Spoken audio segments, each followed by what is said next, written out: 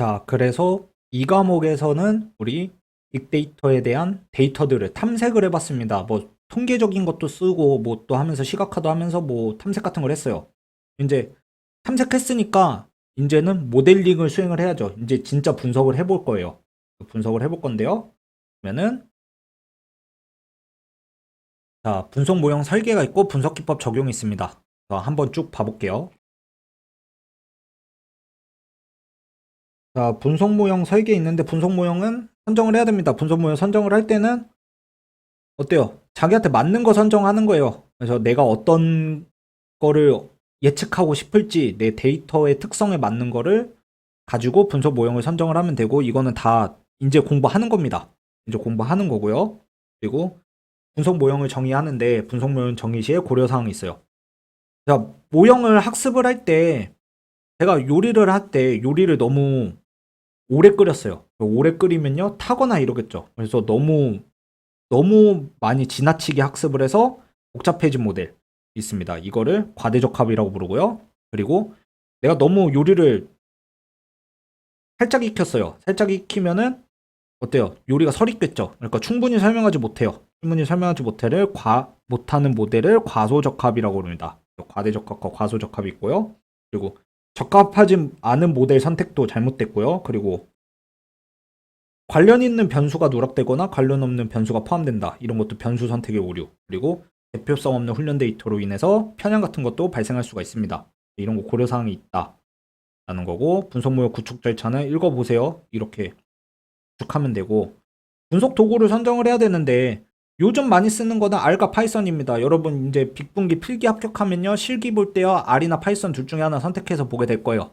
어떤 거 선택할지는 여러분들이 알아서 잘 하시면 되고 특징은 이렇게 알아두세요. 그리고 데이터를 분할을 합니다.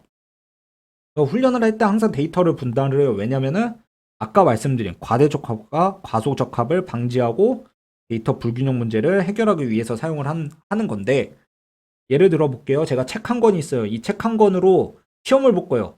시험을 볼 건데 책 한 권 중에 50%만 가지고 제가 공부를 합니다. 그리고 30%를 가지고 자체 모의고사를 봐요. 자체 모의고사를 보면 아 내가 어디가 부족하고 아 내가 어디는 공부를 많이 해서 이상하게 너무 불균형하게 공부를 했구나라는 걸 깨우칩니다. 그래서 다시 또 50%로 반복해서 공부를 하고 30%로 다시 또 자체 모의고사로 나를 진단을 해요.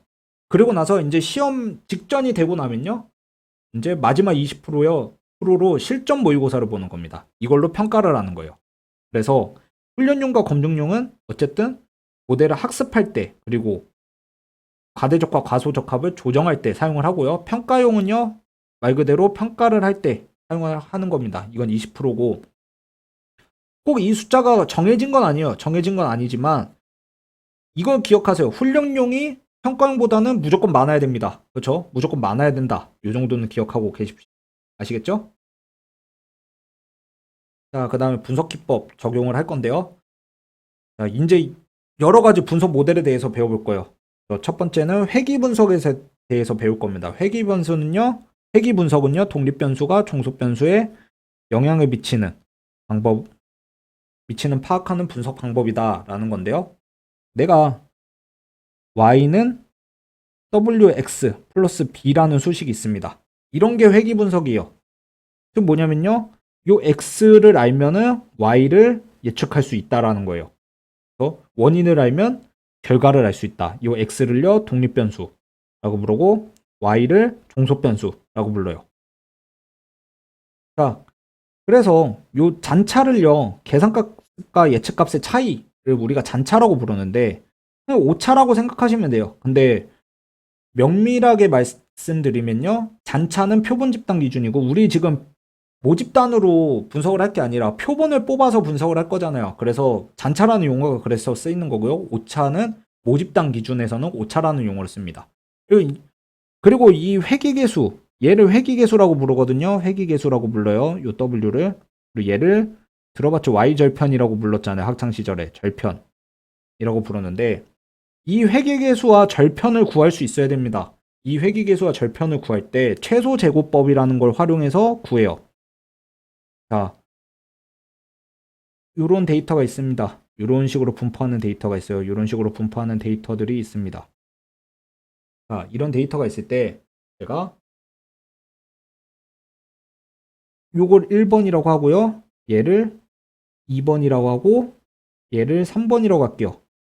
그럼 어떤 직선이 어떤 회귀식이 잘 예측을 한 거예요.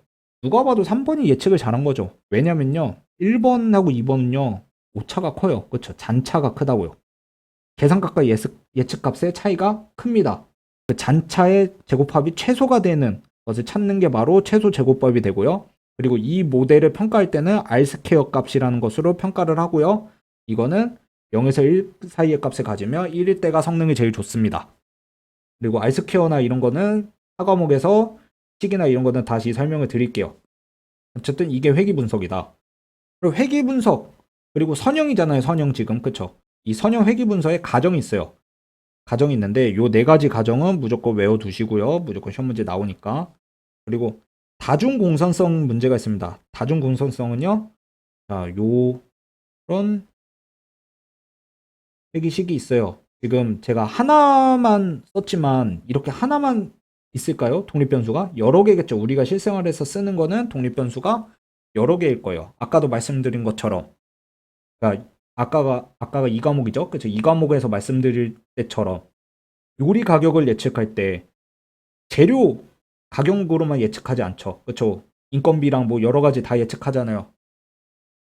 가지고 예측하잖아요. 그럴 때 어땠어요? 상관계수가 높은 애들끼리는 없애버렸죠, 변수를. 그쵸? 이거 이 과목에서 했어요. 지금 이거 처음 듣는데? 라고 하시면 안 돼요. 지금 이 과목에서 제가 얘기한 거예요, 다. 그래서 얘네끼리는요, 상관관계가 높으면 안 돼요. 그럼 모델이 엉클어집니다. 그러니까 온전히 Y만을 설명할 수 있어야 돼요, 얘네가. 지들끼리는 상관관계가 같으면 안 된다고요. 이때 발생하는 문제가 다중공선성 문제다. 그래서 우리 뭐 했어요, 이때? 차원 축소도 했고요. 그죠? 그리고 상관계수 높은 애 변수 제거도 했어요. 높은 애 제거도 했었습니다. 이거 다 기억하셔야 돼요, 지금. 다 연결되는 거예요. 지금 앞에부터 계속 꾸준히 공부한 거 다 연결되는 겁니다. 회귀분석의 종류가 있는데요. 단순회귀는 아까 얘기한 y는 wx 플러스 b 이게 단순회귀고요. 다중회귀는 여러 개로 예측할 수 있겠죠. 그쵸? 여러 개로 예측할 수 있습니다. 이런 게 다중회귀고요. 다항회귀는요. 선형인 것만 있을까요? 우리가 예측할 때 선형 아닌 것들도 있겠죠. 뭐 2차 이런 식으로 2차항 같은 것도 들어있을 수 있다고요. 3차도 있을 수 있겠죠. 그쵸? 이런 식으로 3차성도 있고 어쨌든 2차 함수 이상의 관계가 되면 다항회귀가 되고요. 그리고 여기에 규제를 추가할 수가 있습니다. 규제를 추가하는 회귀 모형을 이게 리치 회귀와 라쏘 회귀라고 불러요. 리치 회귀와 라쏘 회귀는 뒤에서 또 나오니까 뒤에서 또 설명을 드릴게요. 어쨌든 규제를 가한다. 그럼 규제를 왜 가하냐? 아까 얘기했잖아요. 음식 만들 때 너무 많이 익히면은 돼요, 안 돼요? 안 된다고 했죠. 그게 뭐였어요? 과대적합이라고 했었습니다. 그래서 그런 것들을 방지하려고 규제를 하기도 하는 거예요. 자, 그리고 회귀 모형의 구축 절차라고 있는데 간단하게만 설명을 드리면요. 자, 일단은 내가 이런 모델을 예측을 해요. 이런 모델을 예측을 쭉쭉 합니다. 예측을 하고 나면요. 아까 얘기했잖아요. 이거 회귀계수 추정해야 돼요. 이거 회귀계수 추정을 합니다. 추정을 한 다음에요. 추정 후에 어떻게 하냐면요. 유의성 검정을 해요. 유의성 검정을 하게 되고요. 검정 끝나면요. 아, 얘네 유의성도 문제가 없구나. 그럼 이 모델 전체에 대해서 모델의 유의성을 검정을 합니다. 이렇게 하는 게 회귀 분석이에요. 지금 이렇게만 알고 계시고요. 4과목에서 R코드 가지고 한번 다시 설명을 드릴게요. 어쨌든 다 연결돼요, 지금. 그러니까 한 과목만 집중하고 이러지 마시고요. 좀 골고루 보면서 2, 3, 4과목 연결되는 부분이 좀 있습니다. 그래서 연결되는 부분이 있어가지고 시험 범위도 4과목에서 배운 게 3과목에서 시험에 나올 때도 있고 2과목에서 시험에 나올 때도 있어요. 그러니까 좀 연관돼서 머릿속에 연결 지으려고 해보세요. 저도 연관되게 설명을 드리려고 할게요. 그리고 변수 선택 방법 이것도 아까 한 겁니다. 이 과목에서 한 겁니다. 전지 선택해도 되고요. 후진 제거법 해도 되고 단계별 전지 선택법과 후진 선택법 같이 하는데 이때 벌점을 고려한다는 얘기는 제가 하지 않았어요.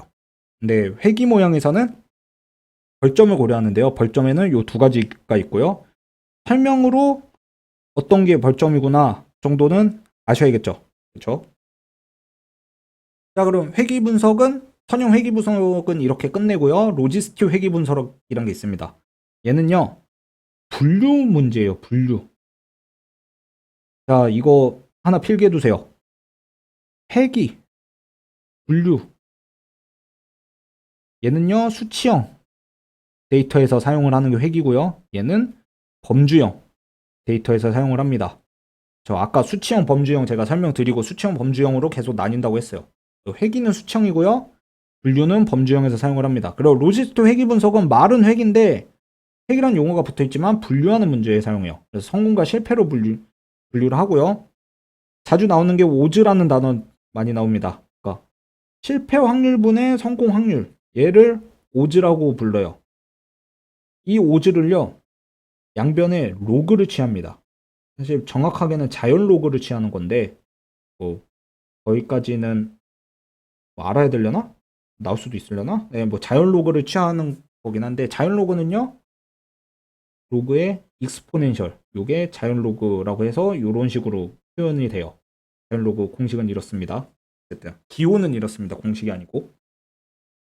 자, 어쨌든 이거를 로짓 변환이라고 우리가 부르거든요. 로짓 변환이라고 불러요. 자, 이 로짓 변환을 취하고 나서 정리를 하면요, 얘가 이런 식으로 돼요.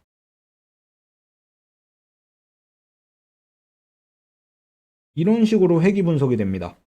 자, 아까는 어땠어요? 그냥 요런 선형 회귀였죠. 그쵸? 요런 선형 회귀였다면 지금은 요 익스포넨셜 위에 회귀가 되도록 바뀌어요. 얘는 2.71 정도의 숫자예요. 그렇게만 알고 계시면 되고. 그러니까 로짓 변환을 하고 나면요. 어때요? 독립변수 x가 n 증가하면요. 2의 n승만큼 증가한다라는 거예요. 그렇죠? 2의 n승만큼 증가할 수밖에 없습니다. 로지스트 회귀 분서는 이렇게 돼 있다라는 거고. 자, 의사결정 나무가 있는데요. 의사결정 나무는 어려운 거 아니에요. 뭐냐면요. 자, 날개 있음? 이라고 물어봤어요. 날개 있음이라고 물어봤을 때 yes, no 나눠요. 그러면 여기서 날 수 있음? 물어봤어요. 날 수 있어. 그럼 너 독수리. 아니요, 날 수 없어. 그러면 너 펭귄. 이거고요. 너 털 있음? 이라고 물어봤어요. 그러면 털 있어. 그러면은 강아지. 털 없어. 그럼 뭐 개구리. 그래서 이런 거요. 그러니까 나무 만드는 거예요. 지금 스무고개라고 생각하시면 됩니다. 스무고개. 그래서 이런 식으로 나무를 내려가는데요. 이거를 분할을 해야 되잖아요, 지금. 그쵸? 이런 식으로 분할을 계속 하고 있잖아요. 분할을 하는 거를 분류 모델에서 범주형이라고 그랬죠. 아까 범주형에서 분할 방법은 이렇게 되고요. 회귀에서 분할하는 방법은 이런 걸 사용을 한다라는 거예요. 이런 거 머릿속에 넣어두시고. 자, 얘가 계속 나눠져요. 계속 내려가요. 계속. 이거 어때요? 요리가 너무 익는 거죠. 과대적합 되는 거예요. 그래서 과적합을 방지하기 위해서요, 정지시켜요. 일정 넘어가면요, 나무 성장을 멈춰버립니다. 이게 정지규칙이고요. 아니면은 일부 가지들 그냥 쳐버려요. 요 가지 다 쳐버려요. 그러면 가지치기를 통해서 과대적합을 방지할 수 있겠죠. 그 다음에 자, 진위지수와 엔트로피 지수 계산이 있습니다. 요거는 진위지수와 엔트로피 지수는 어디에요? 여기 지금 요 알고리즘의 지수를 활용하는 건데, 이거는 읽어보시면은 수식 그대로 대입하면 되는 거라 어려운 내용 아니에요. ADSP에서는 정말 자주 출제되는데 빅분기에서는 그렇게 자주 출제되진 않습니다. 그래도 알긴 알아야겠죠, 당연히. ADSP보다는 더 많은 걸 다루는 자격이니까. 자, 그 다음에 인공신경망이 있는데요. 인공신경망은요, 뇌 구조를 모방한 거예요. 인간의 뇌 구조. 요즘 제일 핫하죠. 뇌 구조를 모방해가지고 뉴런 있잖아요. 뇌 뉴런. 이 뉴런을 그대로 모방해서 펍세트론이라는 걸 사용합니다. 그래서 이런 하나하나 퍼셉트론들이 있어요. 이런 퍼셉트론들이 있는데 이런 퍼셉트론들을 서로 연결을 합니다. 서로 연결을 하면요, 얘네가 뉴런들이 연결돼 가지고 뇌를 구성해서 신경을 만들잖아요. 그쵸? 똑같이 퍼셉트론 같은 거를 똑같이 모방해서 컴퓨터에서 만들어 놓고 얘네를 연결해 놔서 뇌처럼 활용을 하는 거예요. 이게 인공신경망이에요. 근데 단층 신경망은요, 그냥 퍼셉트론 하나만 있는 거겠죠. 그래서 입력 있으면요, 출력 있어요. 이게 단층 신경망이고요. 다층 신경망은 이런 게 다층 신경망인 겁니다. 제가 지금 그려놓은 게 신경망이 여러 개 있는데 얘가 입력층이면요, 여기가 출력이겠죠. 그럼 요 안을 뭐라고 부르냐면 은닉창이라고 불러요. 은닉층. 은닉층은 왜냐면 숨어 있는 거예요. 요 안에 숨어 있는 거고 우리가 보기도 어렵습니다. 은닉해 있어요. 얘는 사용자가 직접 결정해요. 지금 저는 은닉을 몇 개로 설정했어요? 층을 3개로 설정했죠.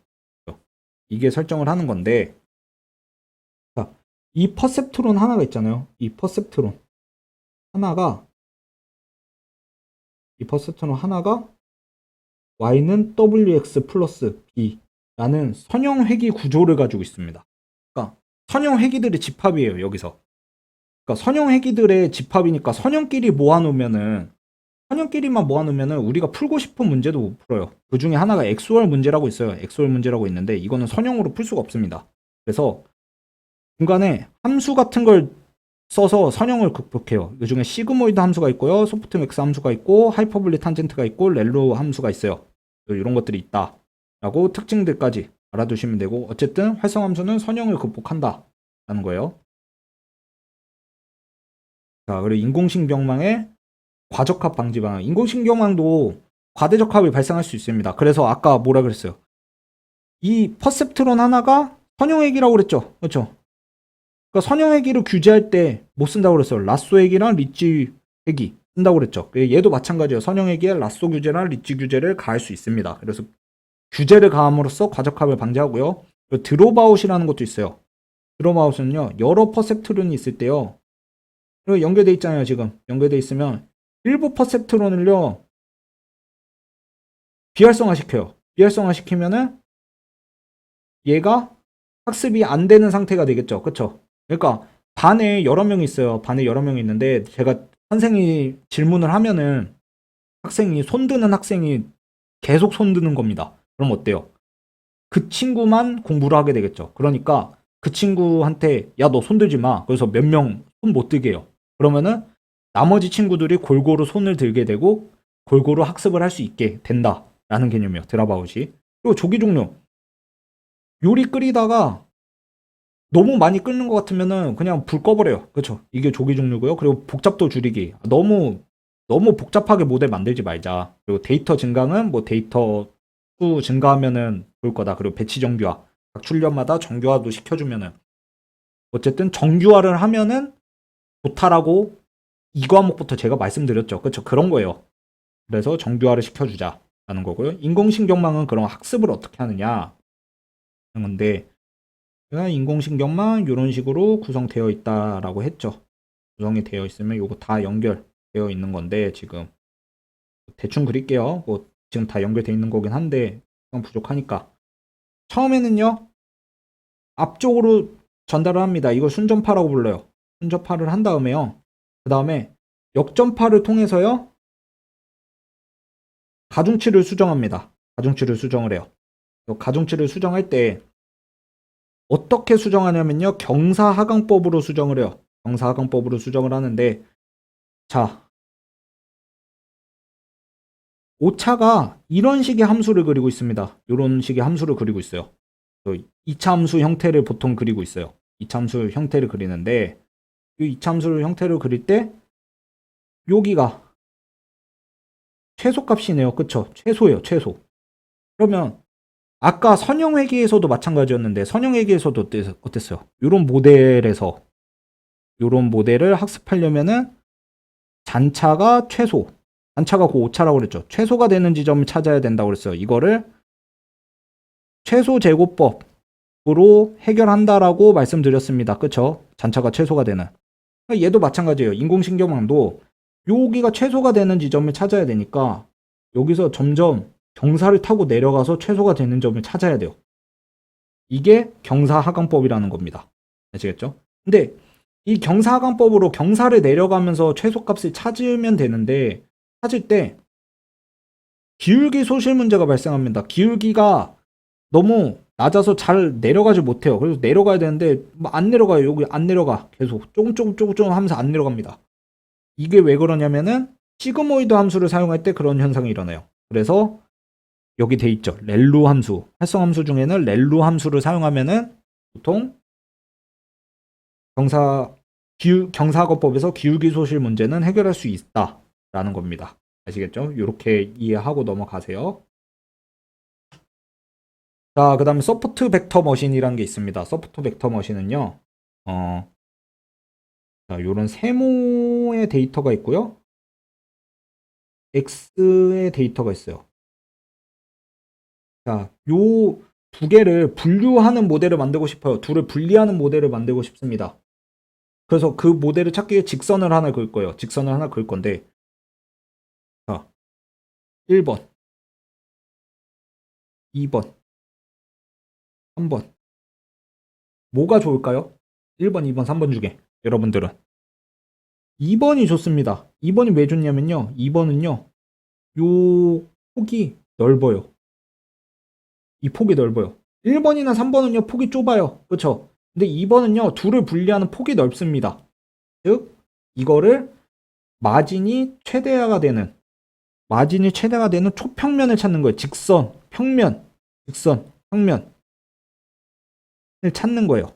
그래서 엄청 강력한 모델입니다. 이런 식으로 찾는 거예요. 개념은 어렵지 않습니다. 그래서 쭉쭉 보면 되고요. 아까 자, 괜히 지었네. 자, 이렇게 직선 하나 찾는 데죠. 이 직선 찾을 때 요 폭을 이 폭이 가장 넓으면 좋다고 그랬잖아요. 이 폭이 넓으면 될 때에 이것들을 서포트 벡터라고 부르고요.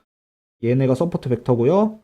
그럼 여기가 마진이겠죠. 이게 마진이고 요 넓이가 마진이고 얘가 초평면이 되는 겁니다. 자, 그래서 요 초평면으로 데이터 구분하는 기준이 되는 경계를 찾는 거예요, 우리가. 근데 요런 게 있어요. 지금 요 커널 함수가 정말 중요합니다. 소프트 벡터 머신에서는. 자, 또 예를 들어서 이런 식의 데이터가 있어요.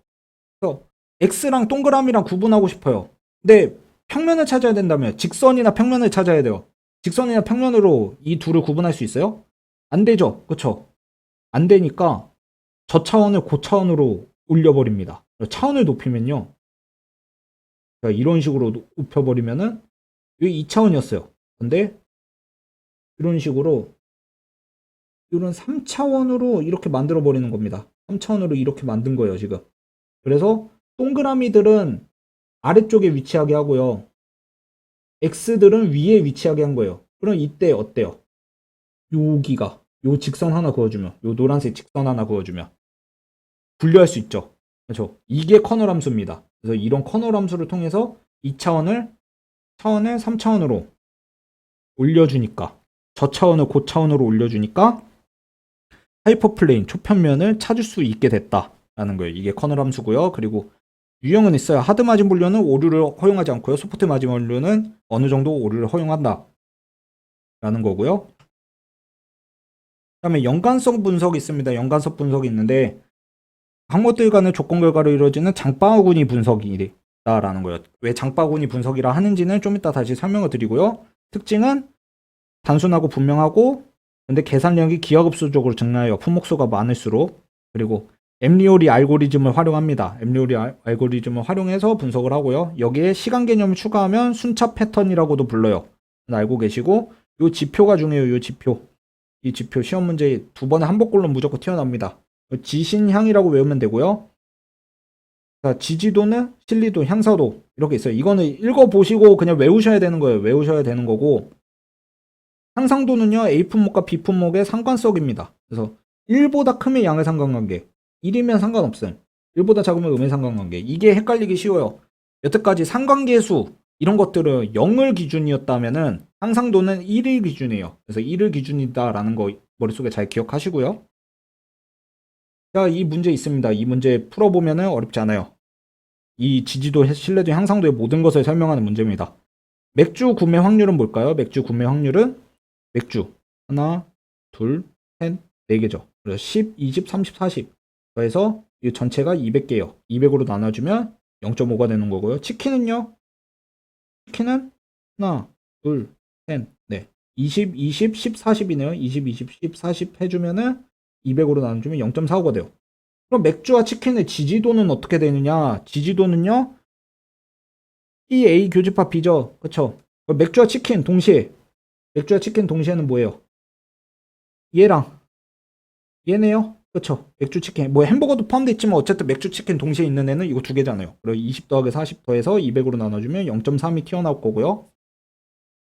자, 그럼 맥주의 치킨의 신뢰도 이건 뭐예요? 맥주가 거래될 때 치킨도 거래될 확률은 어떻게 되냐라고 물어보는 거죠. 그쵸?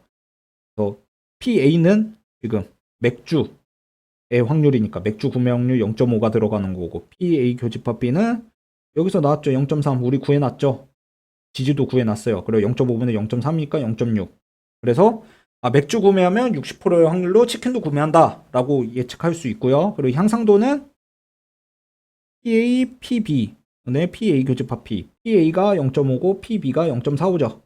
곱해주고 위에 지지도 구해놨으니까 0.3 나눠주면 1.33이니까 1보다 크니까 양의 상관관계를 가진다. 그러니까 맥주도 사면 치킨 사고 치킨 사면 맥주 살 확률이 있다는 거죠. 그렇죠? 요렇게 해석할 수 있으면 됩니다. 문제 보고. 자, 그 다음에 군집 분석이요. 군집 분석은요, 비지도 학습입니다. 비지도 학습이라는 게 뭐였어요? 비지도 학습은 정답이 없는 문제들이죠. 그렇죠? 어떻게 나눌 거냐면요. 뭐 A 데이터, B 데이터가 있고 C 데이터, D 데이터가 있어요. 이렇게 있을 때 거리나 유사성을 기준으로 군집을 나누는 겁니다. 그래서 A랑 B랑 가깝네요. 그래서 A랑 B랑 묶어줘요. A랑 B랑 가깝네. 그럼 A랑 B랑 묶어줘요. 묶어주고요. C랑 D랑 A, B, C, D 중에 이제 C랑 D랑 가까운 것 같아요. 그래서 C랑 D랑 묶어줘요. C랑 D랑 묶어주고 이제 A랑 B랑 이제 묶어줍니다. 이렇게 하나로 묶어줘요. 그럼 A, B, C, D 이렇게 묶어줘요. 자, 이런 식으로 분석할 수가 있는 겁니다. 묶어줌으로써 거리나.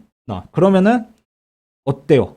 둘 사이의 거리를 계산하는 방법도 알아야 될 거고 군집 간의 거리도 계산하는 방법을 알아야겠죠. 그래서 처음에는 데이터 간의 거리를 계산하려면은 연속형 변수거나 범주형 변수. 이거 수치형 범수죠. 결국 수치형 범수예요. 수치형. 그러니까 수치냐 범주형이냐 따라 계속 뭔가 식들이 구분이 된다는 걸 지금 느끼죠. 자, 이런 것들이 있는데 자, 웬만하면요. 수식도 제가 이런 거는 수식 안 적어 놓긴 했어요. 하지만 수식도 시험 문제에 등장하는 추세니까 수식도 한번 보실 수 있으면 봐보세요. 아시겠죠? 시험 문제 나올 수 있습니다. 유클리디안 거리는요. 점과 점 사이의 거리예요.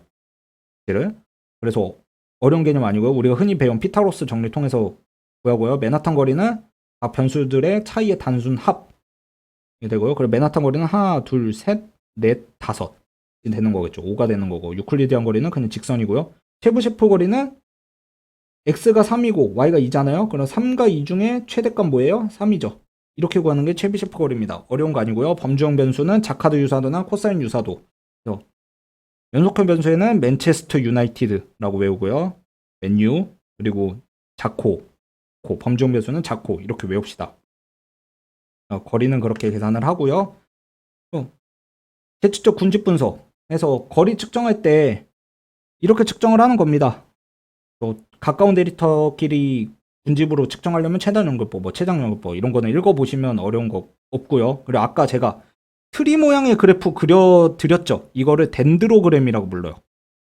얘가 계층적 군집 분석인 이유가 이 덴드로그램 때문입니다. 계층적인 느낌 나죠, 그쵸? 계층적인 느낌이 나는데, 자 여기서 군집을 구분을 할 때 15에서 딱 잘라 버리면요, 군집이 몇 개 있어요? 하나, 두 개, 세 개로 나눌 수 있어요. 그쵸? 근데 제가 25에서 잘라 버릴 거예요. 그러면 A, B가 하나의 군집이 되고 요 C, D, E, F가 묶여 있죠. 그렇죠? 두 개의 군집으로 나눌 수 있네요. 이거는 덴드로그램 해석하실 수 있으면 돼요. 자, 그다음에 계층적 군집화 말고 K 평균 군집화라고 있습니다. K 평균 군집화는요. 자, 요런 과정을 거쳐요. K 군집하면 이렇게 하는데 자, 예를 들어서 여기에 자, 데이터 분포가 이렇게 그려지는 애들이 있다라고 가정을 해봅시다. 이렇게 있다라고 가정을 하면요. 제가 처음 중심점은 여기로 잡았고요. 그리고 중심점 하나는 또 여기를 잡았어요. 그리고 중심점 두 개를 잡고 난 다음에요. 거리 기반으로 계산을 하는 거예요. 얘는 거리 기반으로 계산을 하는 거라서 거리에 가까운 애들끼리 묶어주는 겁니다. 그리고 이 군집에 가까운 이 중심점에 가까운 애들은 이렇게 되고요. 이 중심점에 가까운 애들은 이렇게 되겠네 라고 묶어줘요. 묶어준 다음에 어떻게 하냐면요.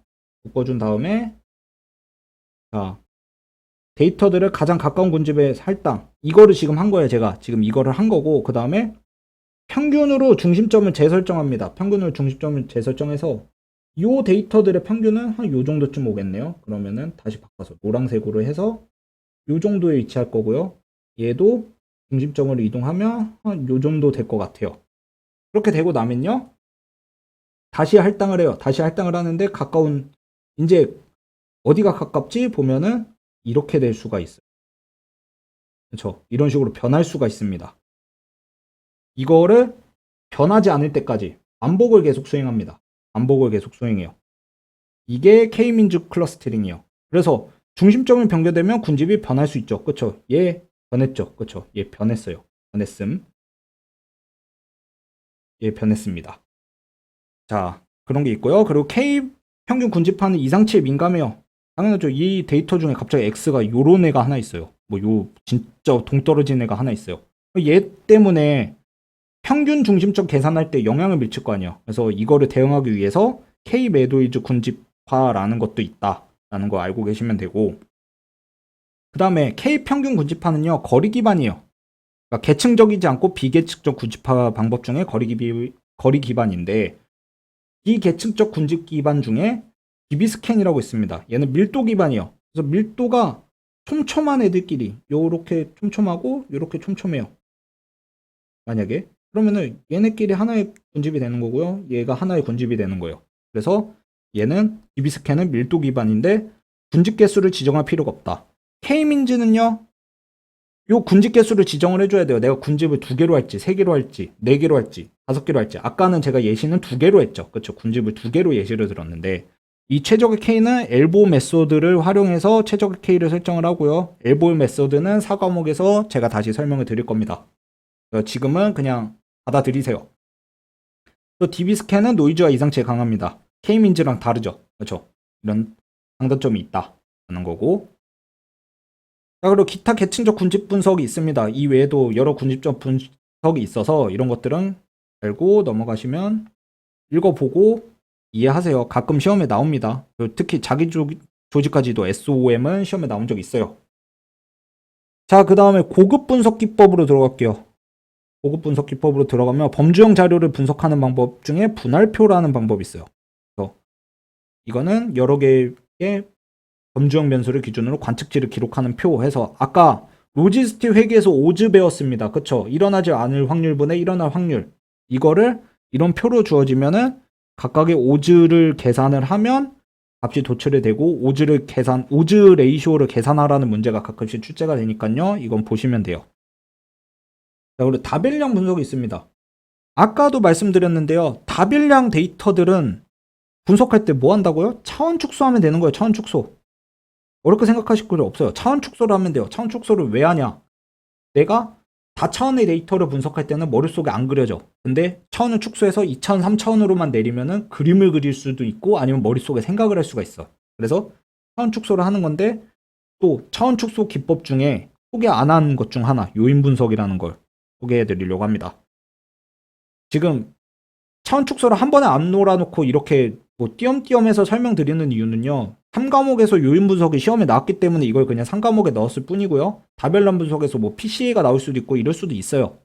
여태까지 배웠던 차원 축소 기법들이 나올 수는 있는데 지금 3과목에서는 요인 분석이 시험 문제에 최근에 나왔었습니다. 그래서 요거를 보면 되고요. 자, 요인 분석 중에 주성분 분석 아까 말씀드린 그거 있죠. 그리고 공통 요인 분석 이런 것도 있고요. 또 요인 회전을 하는데 것 중에 뭐 직각 회전을 종류는 뭐가 있고 사각회전의 종류는 뭐가 있다. 이렇게 알아두시면 되고 얘가 시험에 나온 적이 있어요. 그래서 빨간색으로 칠해놨습니다. 자, 그 다음 시계열 분석 이거요. 시계열 분석은요, 시간의 흐름에 따라 관찰된 자료, 주가 데이터, 기온 데이터가 있고요. 이 과목에서 제가 평화라라는 거 말씀드린 거 기억하세요? 평화라라고 얘기한 거 있어요. 평화라는 데이터 정제 쪽에서 설명드린 게 있습니다. 이런 식으로 흔들리는 데이터가 있으면 얘를 평화라 시키면은 이렇게 된다. 이게 시계열 분석에서 많이 사용하는 비법 중 하나고요. 그리고 정상성이란 게 있습니다. 시계열 예측할 때는요, 모든 시점에 일정한 평균과 분산을 가지도록 해야 돼요. 그래서 데이터가 이런 식으로 뭔가 주가가 이런 식으로 움직여요. 그러면은 평균과 분산이 일정하지 않고 계속 올라가요. 이거 우량주라고 가정하면 이런 식으로 주식이 점점 올라가겠죠. 그럼 이거는 시계열을 분석할 수가 없어요. 그래서 어떻게 하냐면요, 차분을 합니다. 현 시점에서 이전 값을 빼요. 그러면 데이터가 이런 식으로 변해요. 앞에서 뒤를 뺐으니까 뺀 차이만 남게 돼서 이런 식으로 데이터가 변해서 평균과 분산이 일정해지는 상태가 됩니다. 이걸 차분이라고 그래요. 근데 차분을 한 번, 두 번, 뭐 여러 번 수행할 수도 있어요. 어쨌든 이렇게 해서 정상성을 만들어줘야 합니다. 시계열 분석은. 그리고 시계열 분석에서 오차가 있어요. 오차. 이거를 잡음이라고, 백색 잡음이라고 얘기를 합니다. 자, 그리고 시계열 모형이 있는데요. 시계열 모형은 크게 세 가지 모형이 있습니다. AR 모형이 있고, MA 모형이 있고, 아리마 모형이 있어요. AR 모형은 자기 자신이 과거값이 미래를 결정하는 거고, MA는 아까 얘기한 백색 잡음들로 표현이 되는 거예요. 그래서 이런 식으로 자기 상관함수, 그러니까 상관관계를 계속 중요시 생각하잖아요. 그쵸? 상관관계를 계속 중요시 생각해요. 지금 빅데이터 분석에서는. 1일 전에는 상관이 컸어요. 2일 전에도 상관이 컸어요. 3일 전부터 상관이 낮아져. 그러면 3일 시점부터 급격히 감소하니까 AR2 모형을 선정해야지 라고 이렇게 선정을 하는 겁니다. 이게 부분 자기 상관 함수에서 시점부터 급격히 감소하니까 2를 채택해야지 하고서 AR2 모형을 선정해요. 그러니까 MA도 마찬가지예요. 그렇죠? MA는 또 보고선 한 3 설정해야지 라고 설정을 합니다. 근데 이 두 개 모델을 조합하면요, 아리마 모델이 돼요. 아리마 모델이 돼서 AR, 요 P는 AR에서 온 거고요, MA는 Q에서 온 거예요. 그렇죠? 그래서 P와 Q는 AR과 MA 모형에서 온 겁니다. 그래서 둘을 조합하면요, 2와 3 이렇게 오고요. 요 가운데가 차분을 몇 번 했는지 의미해요. 그래서 아리마 2, 4, 3 주어지고요. 야, 이거 차분 몇 번 했니? 물어보면은 뭐로 대답해요? 4로 대답하면 됩니다. 아시겠죠? 그리고 만약에 차분을 한 번도 안 했어. 그러면은 알마 모형이라고 해서 2, 3이라고 표현하면 돼요. 자, 그럼 여기서 응용. 제가 I가 빠진 거잖아요. 그쵸? 가운데가 빠짐으로써. 자, AR이 0이면 어떻게 될까요? AR이 0이면. P가 0이면요. P가 0이면요. 어떻게 될까요? 지금 아리마 PQR에서 P가 0이면 IMA 모델이 되겠죠. 그쵸? 이해되시죠? AR이 없어진 거잖아요. AR이 날아가 버린 거예요. 자, 그 다음에 Q가 0이면요. Q가 0이면요. MA가 날아간 거죠. 그러면은 ARI 모델이 되는 거예요. 이런 식으로 약간 융통성 있게 생각을 해보시면 돼요. 아시겠죠? 자, 그 다음에 분해 시계열이 있습니다. 분해 시계열은요, 시계열에 영향을 주는 요인들은 분리해서 분석해보자 라는 거예요. 그래서 추운 계절의 순환이 불규칙하다 라고 외우시면 돼요. 그래서 추세, 계절, 순환, 불규칙, 요 네 가지는 분리해서 분석하면 좋겠다. 그래서 추운 계절의 순환이 불규칙하다 라고 외우시면 됩니다. 자, 그 다음에 베이지안 기법이 있습니다. 베이지안 기법은요, 아까 베이즈 정리 잠깐 언급한 적이 있는데, 기초 통계에서 요게 베이즈 정리예요. 요게 베이즈 정리고요. 이거 문제 보면요, 고등학교 시절에 아마 수능의 단골 문제 중 하나였을 겁니다. 요즘은 솔직히 제가 수능을 안 본 지 좀 오래돼서 모르겠는데 뭐 비슷하지 않을까요? 그래서 A 대학 입시에 응시한 남학생과 여학생의 비율이 60% 40%이고 남학생의 합격률은 30% 여학생의 합격률은 50%이다. 이때 합격한 신입생 중 남학생을 고를 확률. 그럼 이거 구해야 되죠. 그쵸? 합격한 신입생 중 남학생의 확률을 구해야 되고 이런 문제가 주어지면요. 우도표를 일단 그려봐요. 우도표 그려서 자, 남학생 중에 합격한 확률. 남학생 중에 합격한 0.3이니까 0.6 곱하기 0.3에서 0.18 나오고요. 여학생, 남학생 중에 불합격은 0.7%가 불합격했으니까 0.42. 그리고 여학생 40% 중에 합격률 50%, 0.4 곱하기 0.5에서 0.2. 0.4 곱하기 0.5에서 0.2. 되겠죠? 자, 그럼 합격한 신입생 중은 남학생의 확률은요? 합격한 신입생, PB는 여기가 합격한 거잖아요. 두 개 더한 게 0.38이 나오는 거고요. 남학생과 합격한 신입생의 확률 교집합. 그렇죠. 얘는 여기잖아요. 0.18. 그래서 0.47이 답이에요. 라고 튀어나오는 겁니다. 자, 이거 좀만 보시면은 크게 어렵지 않으니까 한번 쭉 보세요. 아시겠죠? 베이지 정리는 이렇게 푸는 거고 이런 식으로 풀면 된다. 우두표를 먼저 그려보자 라는 거고요. 이 베이지 정리를 가지고 이거 베이지 정리는 기초가 되는 거고요. 베이지 기법을 분석을 할 때 나이브 베이지 분류를 할 수가 있습니다. 그래서 베이지 정리에다가요, 즉 아까 한 이 베이지 이론에다가 나이브하다라는 거는 독립적이다라는 거거든요. 이 독립을 기반으로 하면요, 범죄 속과 확률을 계산하는 나이브 베이지 분류 모델을 사용할 수가 있습니다. 이런 게 있다라고 알고 계시면 되고.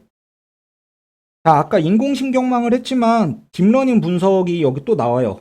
그래서 아까 인공신경망은 약간 좀 기초적인 걸 배웠다 하면은 여기는 좀 깊은 실질적인 거를 좀 배워보는 건데요. 딥러닝 분석에서 아까 은닉척이 2개 이상이면 다층 퍼셉트론이라고 했고요. 이게 심층 신경망 DNA라고 불러요. 딥 뉴럴 네트워크.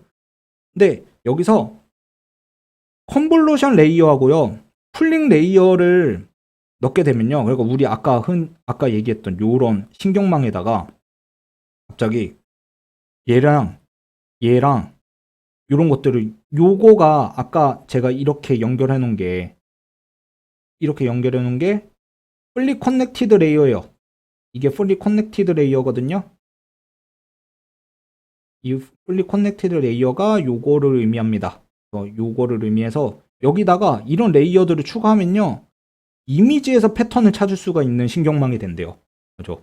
그래서 이런 게 있다라는 거고요. 요 컨볼루션 레이어나 풀링 레이어는요, 필터예요, 필터.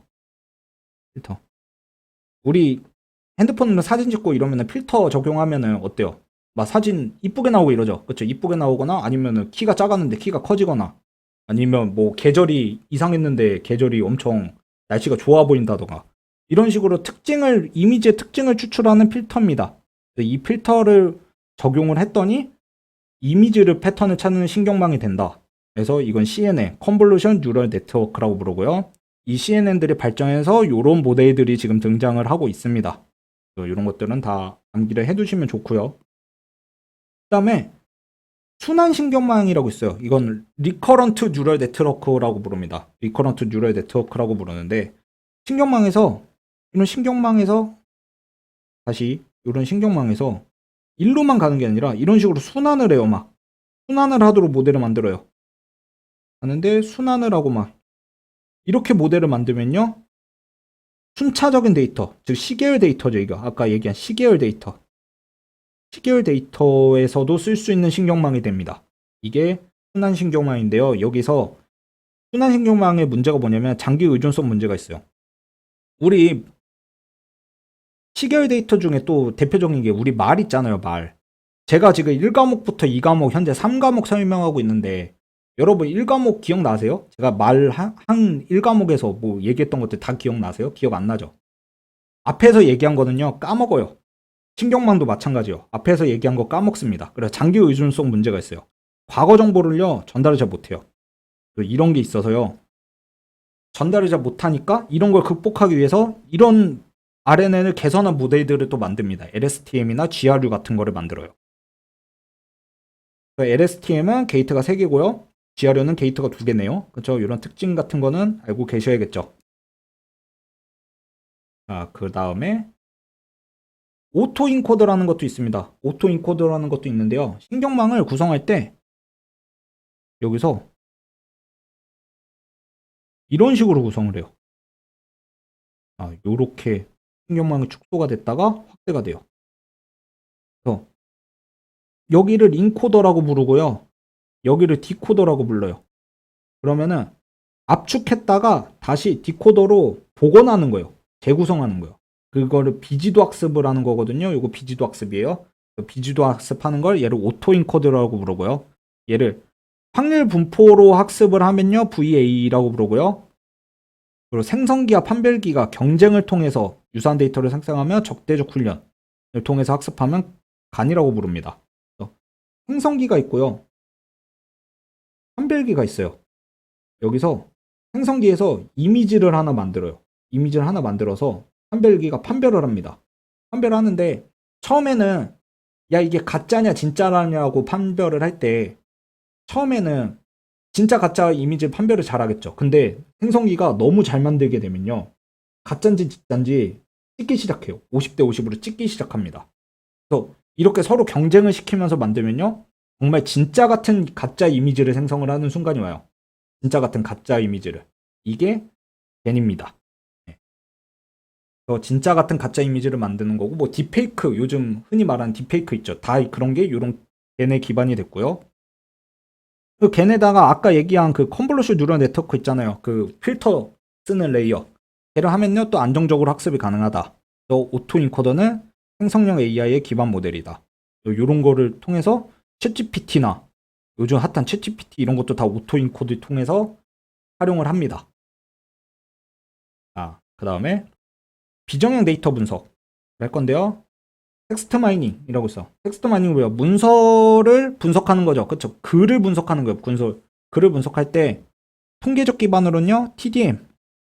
얘는 행렬로 그냥 단어 빈도들 보면서 하는 게 TDM이고요. TF, IDF. 요거는요. 문서가 있어요. 이 문서에 단어에 라면이란 단어가 있어요. 라면이라는 단어가 한 개 문서에서 많이 출연해요. 그럼 중요한 단어겠죠. 그쵸? 근데 한 개 문서에서만 출연한다고 중요한 게 아니고요. 여러 문서에서 이 라면이라는 단어가 많이 나오는 것도 중요하다라는 거예요. 이게 IDF고요. 이거는 전체 문서에 등장하는 빈도. 이 TF, IDF 두 개를 비교를 한다라는 거예요. 그냥 한 개 문서에서 비교하는 건 TF, 그리고 여러 문서에서 IDF라는 겁니다. 그리고 단어 수준은요, 거리를 기반으로 벡터로 표현해요. 안녕, 하이 이런 거 있으면요, 얘 둘을 벡터로 거리 기반으로 벡터로 표현을 합니다. 그래서 15가 있고 스키그램이 있어요. 그리고 또 패스트 텍스트라는 것도 있고 엘모 뭐 이런 것들이 있습니다. 다 특징 단어란 특징을 다 연결을 해두시면은 좋겠죠. 그쵸? 시험에 뭐가 나올지는 몰라요. 자, 그 다음에 트랜스포머라고 있는데요. 얘는 약간 텍스트 마이닝 플러스 RNN이라고 생각하시면 돼요. RNN이 아까 뭐였어요? 순환신경망으로 시계열 데이터를 사용하는 거였죠. 그래서 RNN은 속도가 느리고 병렬 처리가 불가한데 이거를 개선한 어텐션 모델이다. 그래서 구성 요소는 이렇게 되어 있고요. 주요 모델은 버트랑 GPT가 있습니다. 이런 것들의 특징이 있다. 그리고 트랜스포머는요, 결국 RNN을 개선했는 어텐션 모델인데 오토 인코더도 반영이 되어 있습니다. 그래서 많은 AI 기술들이 집약되어 있는 거예요. 그래서 버트랑 GPT가 있고, 이것도 아까 오토 인코더가 아까 뭐였어요? 챗GPT의 그 근간이 된다고 했죠. 이것도 챗GPT 이전 버전인 애들을 GPT라고 부릅니다. 이런 걸로 단어도 예측할 수 있는 상태가 됐습니다. 이런 거 있고, 또 기타 비정형 데이터 분석이 있는데요. 이런 거는 읽어보세요. 읽어보시는데, 유전자 알고리즘이 그냥 좀 중요한 거는 최적화 문제에 해결할 때 사용을 합니다. 택배 차량 어떻게 배치할까? 그리고 어떻게 최적화했다. 그리고 최대 시청률을 얻으려면 어떤 프로그램에 어떤 시간대에 방송하냐. 이것도 최적화 문제죠. 그쵸? 그때는 유전자 알고리즘을 쓴다. 라는 거고요. 자, 그 다음에 앙상블 있습니다. 앙상블.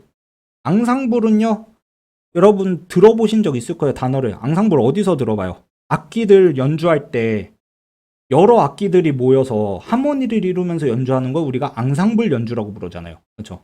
그래서 얘도 마찬가지입니다. 여러 개, 지금 여태까지 모델 엄청 많이 배웠죠? 이것저것 한 번에 많이 배워서 정신 하나도 없을 텐데, 그 모델들을 이제 뭐가 좋을지 모르니까 조합을 해보자. 그러면 성능 향상이 되지 않겠니? 라는 게 앙상블 기법이고요. 보팅은요, 다수결 방식으로, 말 그대로 보팅 투표잖아요, 투표. 다수결 방식으로 투표를 하는 거고, 배깅은 복원 추출을 하는 부트스텝. 그래서 부트스텝이라는 복원 추출. 아까 복원 추출 뭐였어요? 넣었다 뺐다, 넣었다 뺐다 계속 반복하는 거였죠. 그 샘플링 할 때.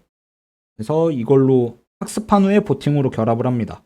그리고 자, 여기서 데이터가 있는데 제가 요 특정 데이터를 하나를 얘가 A라고 지칭을 해볼게요. 그래서 여러 개 데이터들이 있어요. 얘를 넣었다 뺐다 무한히 반복을 할 건데, 무한히 반복할 때 요 A라는 데이터가 넣었다 뺐다 선택이 안 될 확률, 선택이 안 될 확률이 36.8%나 된대요. 이거 엄청 많죠, 그쵸? 또 이런 데이터가 36.8%나 된다라는 거고요, 확률이. 이런 확률 같은 것도 ADSP에서는 시험에 나온 적이 있어요, 이게. 근데 빅분기에서는 아직 나온 적은 없는데 나올 수 있으니까. 그리고 숫자 같은 거는 좀 알고 계시면 좋을 것 같고요. 이거 부스팅은 잘못 분류된 애한테 가중치를 줘서 학습을 하는 거예요.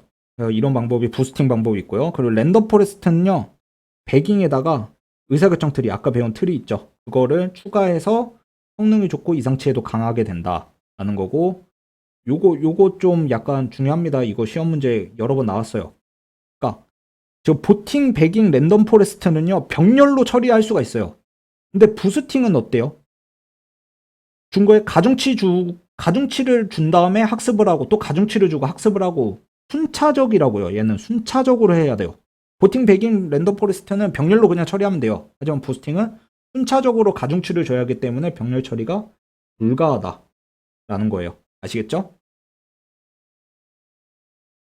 그다음에 비모수 통계라고 있는데요. 비모수 통계는, 자, 우리가 보통 검정을 할 때, 아니면은 이런 모델들을 할 때 이런 정규 분포를 그리거나 아니면은 T 분포를 그리는 거를 가정을 하고 검정을 수행을 했고, 아니면은 모델링을 하게 됩니다. 근데 이런 모집단에 대한 아무런 정보가 없어요. 어떤 식으로 분포가 그리는지 모르는 상태예요. 그러면은 가정을 불가한 상태이기도 하고요. 이럴 때는요, 요런 검정을 통해서, 이런 애들로 통해서 검정을 하게 된다라는 겁니다. 이런 애들을 통해서 검정을 수행할 수 있다 라고 이해를 하시면 됩니다.